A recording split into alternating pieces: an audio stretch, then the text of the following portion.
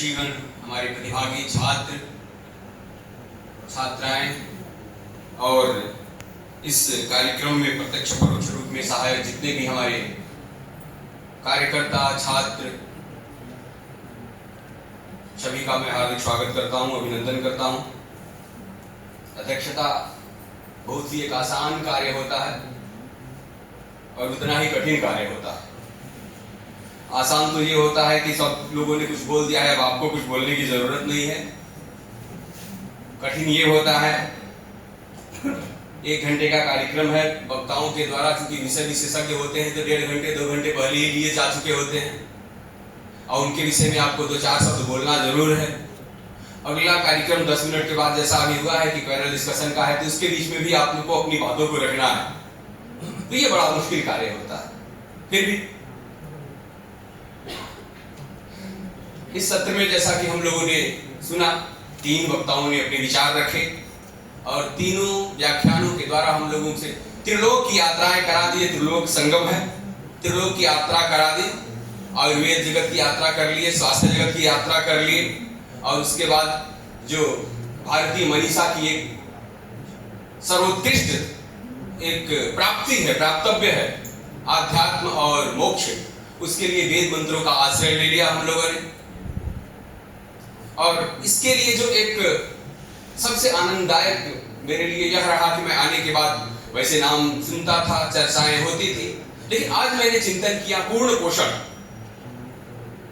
पूर्ण पोषण इस शब्द के बाद ब्रह्मांड में कोई बचता ही नहीं है, कोई शब्द या कोई भाव जो इसके अंतर्गत समाहित न हो जाए। चाहे तो बौद्धिक हो या उदर पोषण हो, मन का पोषण हो, स्वास्थ्य का पोषण हो, समाज का पोषण हो, ब्रह्मांड का पोषण हो, संपूर्ण पोषण का तात्पर्य ही यही है कि समग्रता, जो वैश्विक चिंतन की एक बात होती है, ब्रह्मांडीय जो चिंतन की बात होती है, उसको अपने अंतर्गत समेटे हुए है यह सब। और मुझे प्रसन्नता भी हो रही है कि उसी के अनुरूप यह कार्यक्रम भी हो रहा है। इस तृतीय सत्र में है हम लोग अभी जो एक वक्तव्य पूर्ण हुआ है वेदों से संबंधित, उसी से लेकर अपनी बात शुरू करते हैं, आरंभ करते हैं। निश्चित ही जब ब्रह्मा जी ने वेदों की संरचना की, वेदों की ब्रह्मणो निश्वसिता वेदा, जो श्वासोश्वास से वेद निकले, उनको ऋषियों ने देखा, ऋषियों ने अनुभूत किया और उनको लिपिबद्ध किया, लिखा, सुना, तो उसमें सृष्टि के सिद्धांत परिनिष्ठ हैं, सृष्टि के सिद्धांत लिखे गए हैं। सृष्टि कैसे उत्पन्न हुई, सृष्टि कैसे चलेगी, इसकी परिणति कैसे होगी, इसका संयमन कैसे होगा। जब बाद में उसको समझने में कठिनाइयां होने लगी तो ब्राह्मण, अरण्यक, उपनिषद, पुराणों की रचना हुई।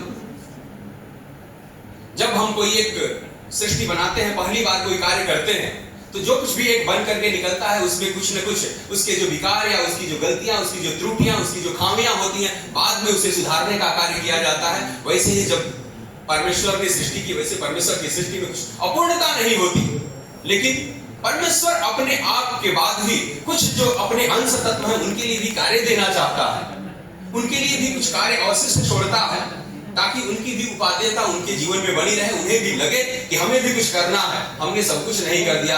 इसलिए उन्होंने जो सृष्टि व्यवस्था संचालित की, जो मानवों की उत्पत्ति की, तो बाद में जो विकार उनके उत्पन्न हुए, उन विकारों को संजीवित करने के लिए, चाहे वो सृष्टि का विकार हो, चाहे वो मनुष्य जीवन का विकार हो, चाहे वो रोग के संबंधित हो या अन्य प्रकृति से संबंधित हो, उसके लिए उन तत्वों की रचना की। उसी क्रम में वेदों के बाद वेदांगों के क्रम में ही आयुर्वेद इत्यादि की भी सृष्टि मिलती है।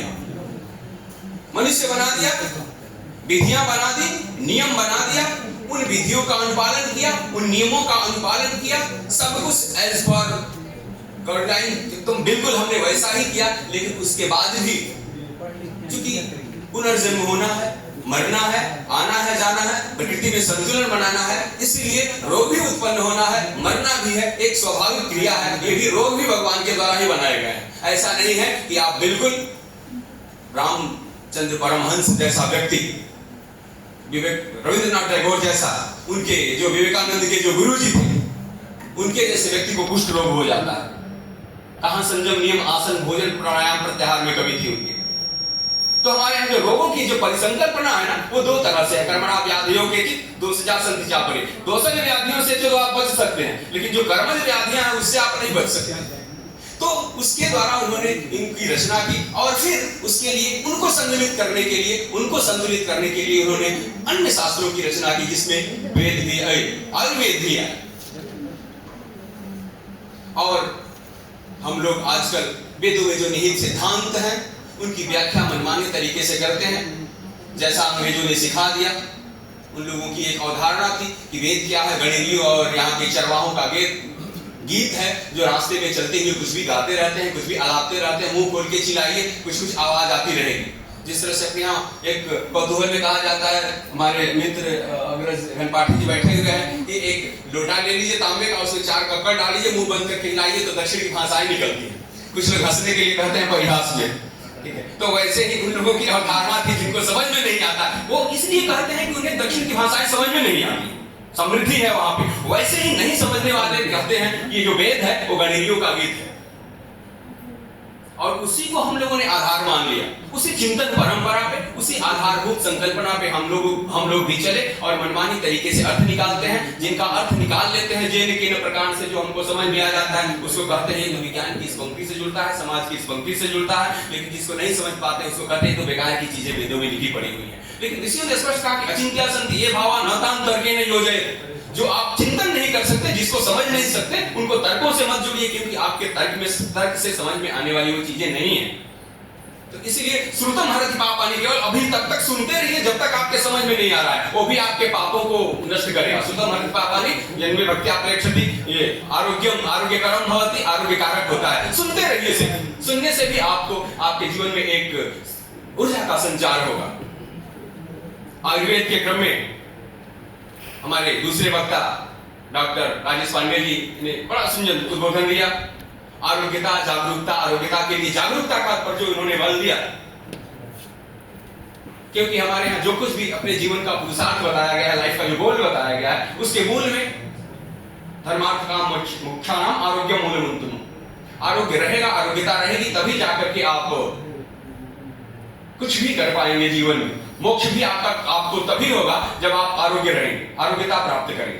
आरोग्यता आपके अंदर नहीं रहेगी तो मोक्ष भी नहीं मिलेगा, फिर जीवन जो है वो व्यर्थ ही है। इसलिए आरोग्यता सबसे पहले। और आरोग्यता का तात्पर्य सिर्फ पेट दर्द, सर दर्द और हड्डियों का दर्द और आंख से दिखाई देना नहीं। आरोग्यता का मतलब संपूर्ण आरोग्यता। संपूर्ण आरोग्यता मन से उत्पन्न होती है। कभी कभी मानसिक रोग जो है, जो प्रत्यक्ष रोगों के कारक होते हैं, और कभी कभी अप्रत्यक्ष रोग जो है वो प्रत्यक्ष रोग के, और कभी कभी प्रत्यक्ष रोग अप्रत्यक्ष रोग के कारक होते हैं। कभी कभी हाथ में दर्द होता है आपके, लेकिन पीड़ा आपके मन मस्तिष्क में होती है, उसमें आपसे कोई आकर के बात करे, अच्छी भी बात करता है, तो आप कभी कभी ऐसा भी निर्णय सुना देंगे, चला के बोल देंगे कि करोड़ों का नुकसान हो जाएगा। आपके हाथ दर्द से आपके मानसिक पीड़ा का क्या लेना है? तो ये दोनों एक दूसरे से जुड़े हुए हैं, दोनों एक दूसरे के पूरक हैं। इसलिए मानसिक जो आरोग्यता है कभी कभी शारीरिक आरोग्यता को प्रभावित करती है, और कभी कभी शारीरिक आरोग्यता मानसिक आरोग्यता को प्रभावित करती है। इसीलिए दोनों में संतुलन बनाना बहुत जरूरी है। और आहार विहार जो है वो इसमें सहायक होता है। आहार विहार के बाद व्यवहार, कैसा आचरण करना है आपको, किस समय खाना है, इसी चीज को ज्योतिष शास्त्र मुहूर्त की भाषा में कहता है, तो लोगों को बात समझ में नहीं आती है और लोग उसको बेकार की बात करते हैं। मुहूर्त इसी का नाम है। सुबह 6 बजे भोजन करते हैं, वो मुहूर्त नहीं है, वो दुर्मुहूर्त है। अगर 12 बजे मुहूर्त करते हैं, भोजन का मुहूर्त क्या है? भोजन का मुहूर्त 11 बजे है, 12 बजे है। मुहूर्त का तात्पर्य यह है कि जिस कार्य को करना है उस कार्य के उपयुक्त काल को ही मुहूर्त करते हैं। विवाह किस समय करेंगे? तो जिससे कि आपके जीवन में सुख शांति समृद्धि रहेगी, नहीं तो कोई भी काल बेकार नहीं है। ब्रह्म मुहूर्त जो है वो सबसे अच्छा काल है, लेकिन भोजन के लिए क्या है? दुर्मुहूर्त है। आप सुबह 5 बजे उठ के भोजन नहीं कर सकते, कहेंगे बहुत सुंदर काल है, इससे बढ़िया ब्रह्म मुहूर्त तो कुछ अच्छा होता ही नहीं है। तो ब्रह्म मुहूर्त जो है उस तत्संबंधी काल के लिए ही ब्रह्म मुहूर्त उपयुक्त है। अब दोपहर में भोजन का समय है, उसमें कहें हम संध्या करेंगे 2 बजे, तो संध्या के लिए दुर्मुहूर्त हो जाएगा। तो काल और कार्य की जो ये तादात्म्य स्थापित होता है ना, उसको ही हम लोग मुहूर्त के नाम से जानते हैं, और वो उसी का संयमन करना है, उसी की व्यवस्थाओं का अनुपालन करना है। तो आरोग्यता के जो हमारे मूल मंत्र हैं, उनको अगर हम भारतीय जीवन पद्धति के अनुसार कुछ नहीं करना है, आप अपने बच्चों को सिर्फ उपदेश मत दीजिए, करके सिखाइए।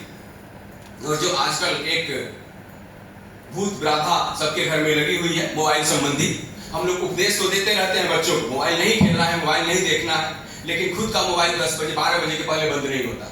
और आजकल हम लोग ज्योतिषी उपचार के क्रम में बहुत लोग आते हैं, भाई निद्रा की बीमारी है, और मैं आपको हकीकत बताऊं, कोई ज्योतिषी बताएगा नहीं आपको। मैं करीब करीब जितने भी मानसिक राहु केतु शनि की दशा जिसमें भी चलती रहती है ना, ये करीब करीब मानसिक बाधा उत्पन्न करने वाले ग्रह हैं। उनको 75 मिनट, वो 75% लोगों को मैं यही कहता हूँ, कुछ मत करिए, रात को 10 बजे आपका मोबाइल बंद कर देना है। ये ज्योतिषी उपाय है, 10 बजे मोबाइल बंद कर देना है।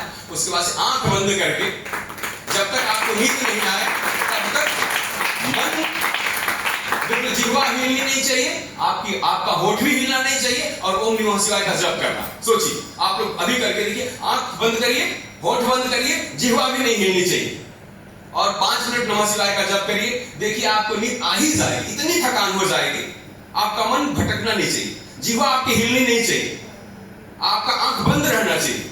यही उपाय बताते हैं। कुछ क्या है ये आपकी जीवन पद्धति है। बिल्कुल आपको 10 से 15 मिनट में नींद आ ही जाएगी। कितना भी अगर मानसिक रोगी होगा, उसको 10 नहीं 15 मिनट 20 मिनट में नींद आ जाएगी, क्योंकि एकदम बिल्कुल शांत भाव में पड़ा हुआ है। हाँ, बस अब आपका मोबाइल साइलेंट टिंग टिंग बीच में करेगा ना, लगेगा कि हमारे वो बेस्ट फ्रेंड वाला मैसेज अभी लग रहा है, अभी पड़ा हुआ है, तो देख लेता उसको, तो वो मोबाइल साइलेंट बंद होना चाहिए। और ये उपदेश जब अपने जीवन में आप लेकर के आएंगे तो बच्चों के लिए भी हितकारी होगा। तो जीवन एक जो केवल भोजन से नहीं होगा, जो व्यवहार की बात है ना, क्योंकि भोजन आहार निद्रा भय मैथुन च एतत् नराणाम प्रसिद्धि समान, ये तो पशु भी करते हैं।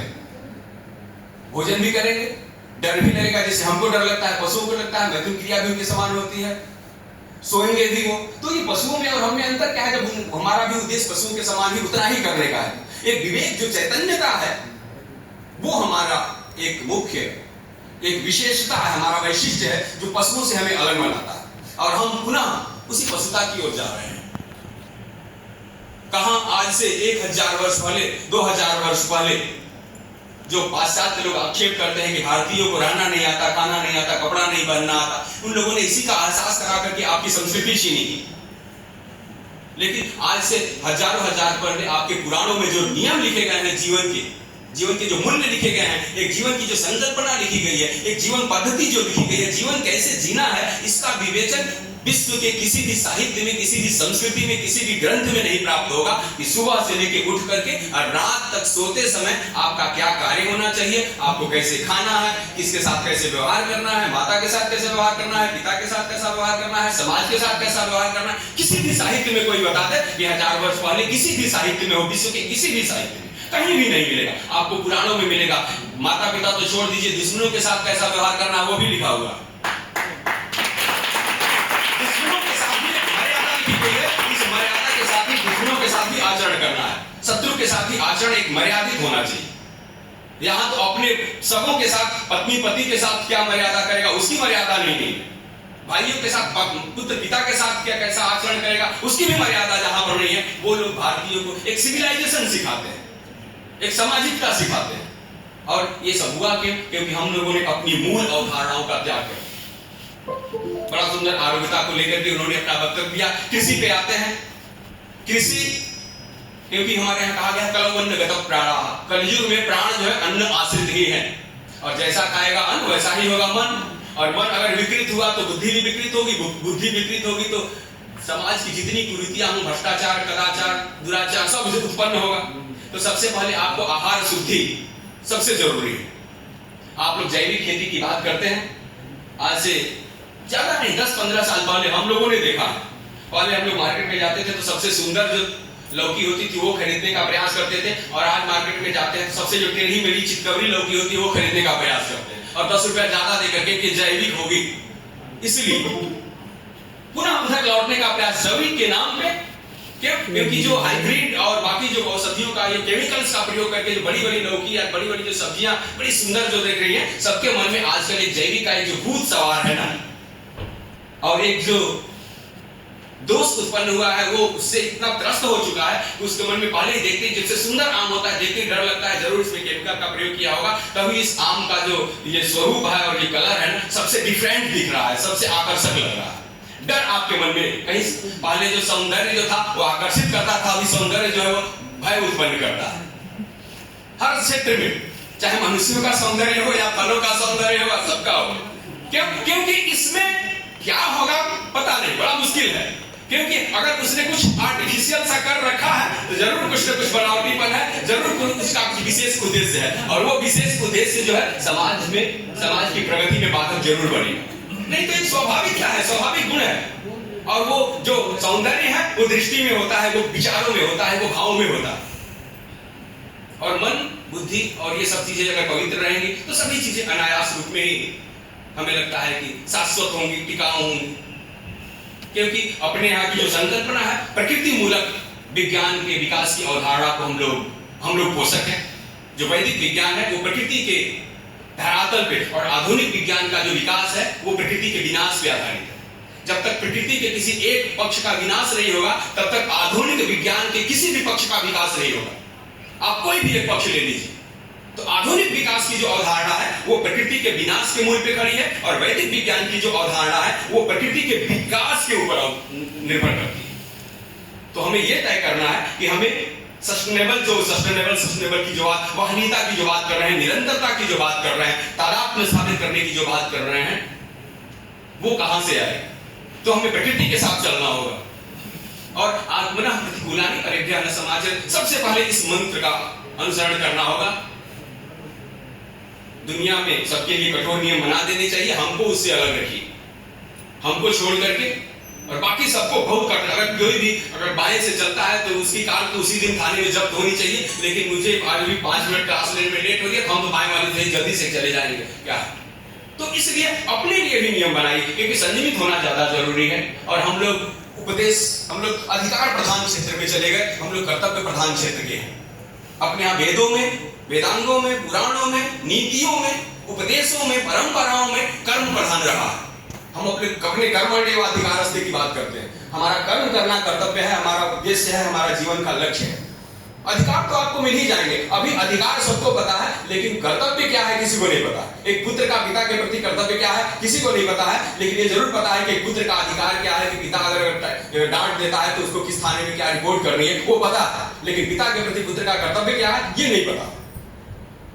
तो हमें अधिकार प्रधान नहीं होकर के कर्तव्य प्रधान रहना है, और इसके लिए इस तरह की संगोष्ठियों का आयोजन जो है वो करते रहना है, समाज में इसे प्रचारित प्रसारित करना है, जिससे कि समाज के जो हमारे मूल संकल्पनीय जो तथ्य हैं हमारे भारतीय वैदिक विज्ञान चिंतन के, भारतीय संस्कृति सभ्यता के, वो समाज के सामने प्रकाशित हो, समाज उनमें सोचने के लिए विवश हो। बहुत कुछ चीजें धीरे धीरे आ रही हैं, क्योंकि वो तो होना ही है।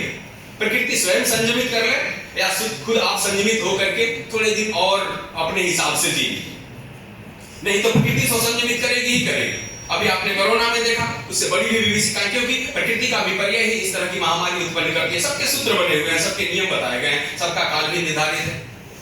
बड़ा अच्छा उपक्रम इन लोगों ने किया। हमारे पास भी कोई चीज पहुंचाए, इससे पहले ही मैं अपनी बात समाप्त करूंगा, और सबको मैं साधुवाद देता हूँ, सबको मैं एक धन्यवाद भी देता हूँ। उन लोगों ने बड़ा सुंदर आयोजन किया और अच्छे सत्रों का संचालन किया, एक समाज में जागृति लाने के लिए एक उपक्रम किया। इसके साथ ही आप सभी को मैं धन्यवाद, बधाई देते हुए अपनी वाणी को विराम देता हूँ।